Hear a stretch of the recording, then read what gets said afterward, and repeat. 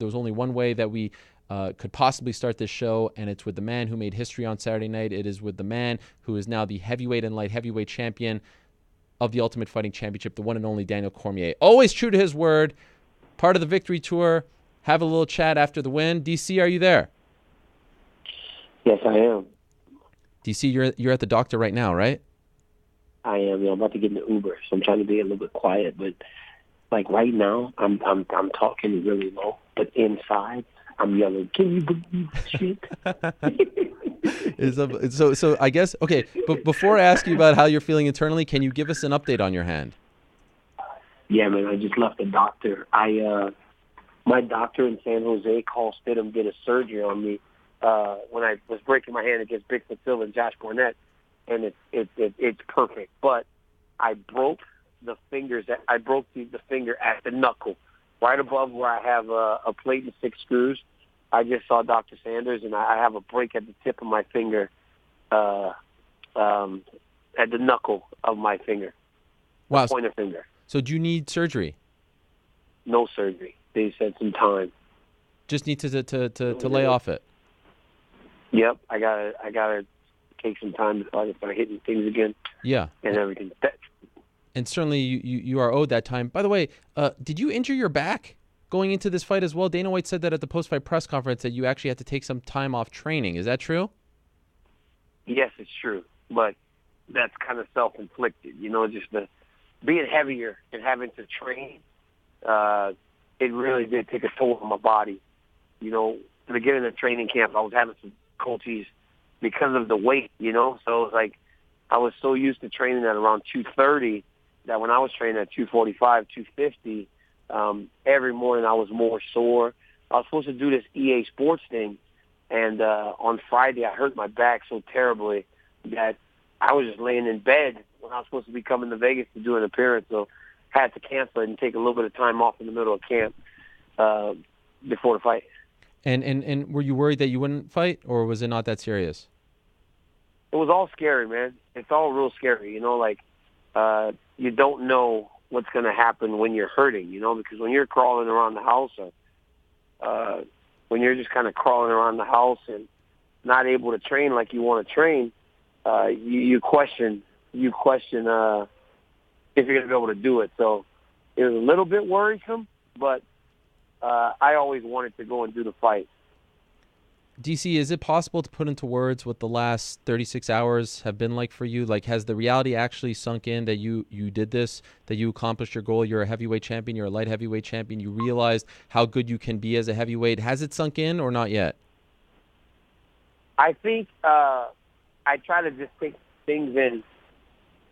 I don't know. I don't know if it's supposed to feel different, or I don't know if I'm supposed to be bouncing off the walls or anything. I just kind of feel like, honestly, almost the same. I don't feel any different, if I got to be honest with you.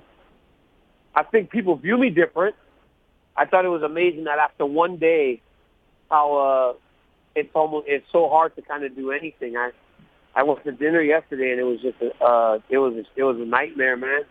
It was really bad going to dinner, and then even that we do these after parties after the fights, and on Saturday night I went to this place in Vegas that I usually host after parties, and normally they're pretty fun, but on Saturday it was unbelievable. Because people were just crowding you and flocking to you. Oh man, people were there. People were crowded. People were grabbing me. TMZ Sports, he was there. TMZ was there. It was just, that place was they were like, I was like, this is crazy. They're like, yeah, much different than it was a few years ago when you used to come host your parties. And I was like, this is insane. So many people. It was so crowded. It was crazy. But if you're able to remove yourself from that annoyance, it has to feel good that you find, to me, the biggest thing about you and your career was I always felt like you were underappreciated. I always felt like people could not give you the respect that you deserve because of the Jones losses, even though that you were beating everyone else. It has to feel like, okay, finally I'm vindicated. Finally I have been validated, right? Well, I told you guys I told everybody on Saturday that it just felt like to finally do something completely outside of that rivalry is probably the most satisfying thing, because we really don't know what I would have become in heavyweight division if not for Kane, So it felt good to kind of complete that portion of my journey. Now it's just a matter of what happens next. It feels good. It really does feel good. Can you compare the feeling when Dana White put the belt around your waist to the first time you became a champion? UFC 187 was a big deal when you beat Anthony Johnson because you finally became a champion at something. How does this one compare? Better? It's unbelievable. Yeah, this one was the biggest. It was almost like I was in shock. And I don't know if maybe that was because of the result or because I was, I'm the UFC heavyweight champion. I don't know, It's like sometimes you experience things that are so big that you truly can't comprehend them. And I think that's what I'm feeling right now, I don't know how I just did something so big. When you game planned for this, you didn't think that you'd actually be able to knock him out that soon, right? Like, is that a shock in its own right? I saw some openings, and we knew that, that's why I weighed 245 pounds, because in the midst of camp, I was really putting it on dudes. I've got a training partner, and this guy told me that last time we fought at 205, he said, D, he goes, it was always good. He said, you always hit me good. But he goes, I never felt or anything. He goes, I got knocked down 5 times in this one training camp with some sort of strike. And he's like, this is amazing. He goes, you're going to beat this dude. And he was so confident. And all my training partners just were telling me how if I find the shot, I was going to put him out. And it happened, I think those guys had a little more confidence in that result than I did. But it happened that way, and it happened just a lot faster than I thought. Did the leg bother you at all in the fight? The spill at the press conference, was that a factor at all? No, it didn't. It's so hard, Ariel, to be hurt whenever you have that much adrenaline going through you. Like, yeah. There's so much energy. You were in there. The T-Mobile Arena was on fire Saturday night. Yeah. It had that big fight feel. It was awesome. I loved it. It was just, man, I just can't believe that I've been in so many of these big spots. It's unbelievable, and it was great to see you get that moment. And then, of course, you get the moment, and it's like, just, this is you in a nutshell. It's like you did the same thing when you beat Rumble. You move on to the next moment. You don't even give yourself a minute to appreciate the moment. Do you regret that? Don't breathe. Nope, don't breathe. I'm not sitting there letting it breathe. To hell with that. Who's next? Right? Like, who's next? This is my thing, Helwani. The first time I won against Rumble, Jones was on a suspension. He had beaten me, and I wanted to fight him again, so of course I'm going to call him out. And then this time, I was standing in the octagon before the fight, and Lesnar standing there smirking. Like, you're supposed to be there as a spectator, Lesnar, but you're up there smirking, What are you smirking about? I'm in the dark listening to MGK. Stipe's coming out, the greatest heavyweight of all time. A guy that can really fight. And Lesnar's over there trying to distract me by smirking. What are you smirking about, Lesnar? Looking at you. Looking at me through the fence. Now, I'm trying not to make eye contact with Lesnar because, when you're in the octagon, any type of threat, you want to go and take it out. And Lesnar's over there looking at me. I'm in the octagon wanting to go, get up here then.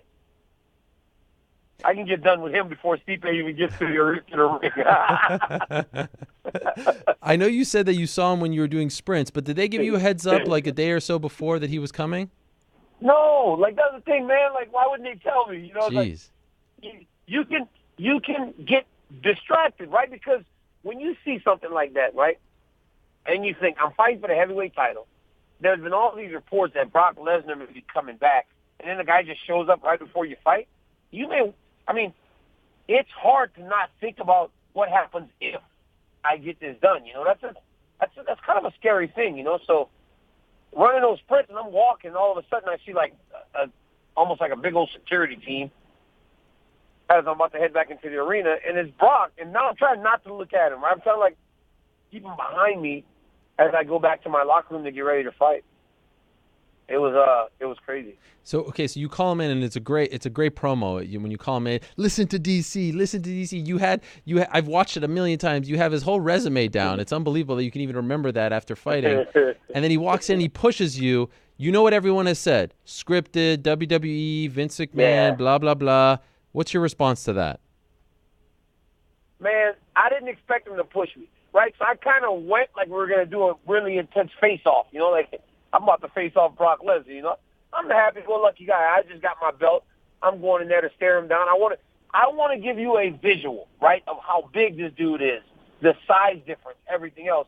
Then Brock walks up right up to me and pushes me, and I'm like, whoa. I was like, whoa. I didn't expect this.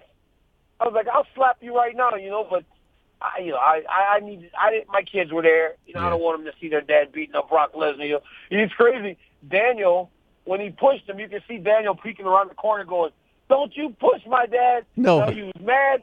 I swear he was mad, but he wasn't, brave enough to run on Brock Lesnar. The only one that was brave enough to fight Brock Lesnar was Rosendo. The best. That was the best. He pushed him. He pushed Brock Lesnar. What? And then Dana pushes him out of the way. Do you see that? Dana's like, get out of here, Rosendo. Dana's like, what are you doing, Rosendo? I didn't even know Dana knew Rosendo's name. Rosendo, what are you doing? Oh, that was the best. But I have to say, Luke Rockhold looked mighty good in his white pants just standing there. I mean, can he get a little dirty? Jeez, Luke. Luke said, Luke was all pissed off before we went to the arena. He goes, what is Brock Lesnar doing here? He was like, what is going on? So he wants to fight Brock from the beginning. So he has to try to contain himself so he doesn't go crazy on Brock Lesnar. Brock Lesnar is a brave son of a gun because he went right into the wolf slayer in there with me and all my coaches and called Stipe a piece of crap, and Stipe standing right behind him, and Stipe would kick his ass. Yeah. Luke looked like he was about to go on a yacht ride or something. I said, dang, Luke, you look like you model for Polo. And so when that whole thing ended, Brock left, nothing else happened between you two, right? There's nothing that happened behind the scenes? I don't even know where he went. Okay. I was like, where'd he go? Because once you do the pictures, they kind of, you get, I got my moment. I got my moment to just sit there and take my pictures. There's this great picture right now from where the camera kind of fades back off of me, and I'm on top of the octagon with two belts, and it's like me on top of the octagon, all the people behind me with me holding up the UFC championships. That is a visual that is going to last a lifetime, man. And that's the thing that I always wanted for my career, and now I got it. It's amazing. There's no part of you that says, let me go out like this, right? I read that in a couple places, like, how can it get any bigger? And it's very tempting to say, this is it, right? This is the curtain call. This is you, Daniel. You're the guy that got nominated for an Academy Award 10 times and never won. And on your very last movie, right as you're about to die, you win one. Go. You go out happy. But it's like, I'm not leaving because I'm not competitive. You know what I'm saying? I'm going because it's something that we've decided as a family. So if I just wanted to fight, I think I could fight till I'm 42, 43 years old. We're only stopping because it's something we decided a long time ago that we wanted to do. So it's not because I can't compete. Brock is 100% next, right? No, they haven't told me that for sure. They haven't told me that for sure, but it seems that way. And then with Dana saying that, we're going to fight next, all I can do is get excited about it. But you have no idea if he's in the pool, out of the pool, if his suspension is ticking down. Do you have any idea, any clarity on that? No, I haven't talked to anybody about any of that stuff. I mean, I just won on Saturday, so I'm just kind of taking it in, just letting everything settle, and knowing that I have a big, big, big fight coming up. Do you have any concerns about whether or not he's clean or not when you fight him? He needs to be clean. I'm not going to fight him if he isn't clean. I've done that enough. I'm only going to fight him if he's clean. We're going to do our testing. Bob is really concerned about that. You know, he said he wants to do the USADA testing, which is the gold standard of testing. But he also wants to try to see if there's any next level of testing we should do for this guy because we got to make sure he's clean when he goes into that octagon. Okay, so let's say his testing starts today and his suspension is down. You can only fight around January or so. You have already said that you're done in March. Are you at peace with the fact that it's one more fight left? Or now does the timeline get pushed just a little bit? No, it doesn't get pushed. I mean, either maybe the Lesnar fight gets pushed to Super Bowl weekend or something. You know, maybe that fight gets pushed, and I just knock one in that light heavyweight before. You know, that's how you maneuver around that. Brock Lesnar will get his. Brock Lesnar will be the next heavyweight I fight. Brock Lesnar is not guaranteed to be my next fight. If that makes sense. You really would do it? You really would put your body through that again? Just fight another heavyweight? Really? For what? Yep. You beat Alex already. You beat Volkan already. Maybe I'll go fight Shogun. That would be good. Stop it. Maybe I'll go fight Shogun. No, I'm serious. Like, maybe I'll go fight Shogun. Maybe I'll go fight Shogun because Shogun's won a lot of fights in a row. Yeah. You know what? That's who I want to fight. Shogun wins. I want to fight Shogun. That's who I'm fighting. Yes. Okay. If Shogun wins on July 22nd, you want to fight him? Yeah, I'll go fight Shogun because he's a legend. He's a great guy. I'll go fight Shogun, and then I'll fight Brock Lesnar. Because Jones ain't going to be back, I don't think. And you're at peace with that? Yep. I'm at peace with that. And would your hand, like, realistically, when could you return with the hand? If I could fight around November, December, January, February, March. Yep. If I fought around December, I bet I could fight again around February, March. And then you retire in March. If I fought around November, I bet I could fight again in March, and it'd be okay.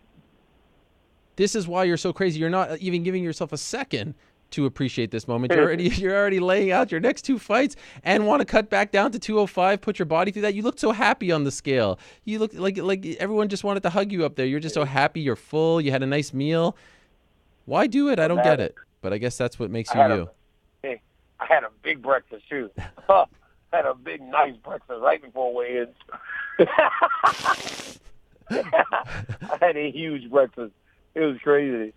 Ian Larios, my nutritionist, he was feeding me. A couple times I was like, hey, man, is this right? Like, are you even measuring these portions? Because I don't know if I'm supposed to be eating this much. It just felt so abnormal to have that much food in my body when I was in training camp. But, yeah, maybe Shogun fights, and he does a good job. Maybe I'll go fight Shogun, a legend, somebody I respect. You know, go fight Shogun, and then after that, go back fight heavyweight, and also kind of just stick it to Gustafsson. Fight Shogun and stick it to Gustafsson. Why do you want to stick it to Gus? You're annoyed that he keeps asking for an interim belt? Oh my goodness, man! He keeps asking for an interim belt, and then it's almost like he's acting like he beat me last time. I'm like, dude, I beat you 4 rounds to 1. The only reason people questioned the other round was because he knocked me down in the third. But I was beating that dude. Look, man, I like Gus. Or at least I did like Gus a lot. But then all of a sudden he just became very obnoxious in the sense that he was asking for the interim title, Ariel, and then he calls out Luke Rockhold like a day after Luke Rockhold gets knocked out. That's annoying, man. It's like when Kane lost to Verdun, it would have been like everybody going, I want to fight Kane. You know, like, leave the guy alone, man. The guy, just got beat. You know, Yoel Romero's a savage. You know, people don't even know the damage that Luke took in that fight, you know, and it's like you're calling the guy out a day later. You know, and Luke's like a brother to me, so it really kind of pisses me off. So, yeah, it made Gustafsson kind of public enemy number 1. Before I let you go, DC, what was it like in the back when you were with your family and you had the 2 belts? After everything you've been through in your life, after last year crying, what was that moment like? It was surreal, man.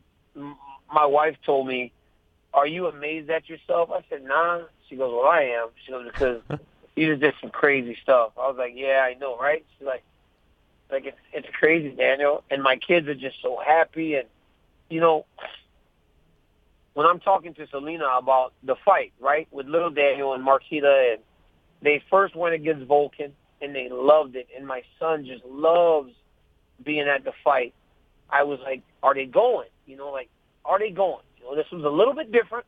We're going up to fight the greatest heavyweight of all time. There's potential that this could be a hard visual for them to forget if I lose. And she said, yeah, they're going. She goes, they need to see what their dad does and appreciate why he's not home so much.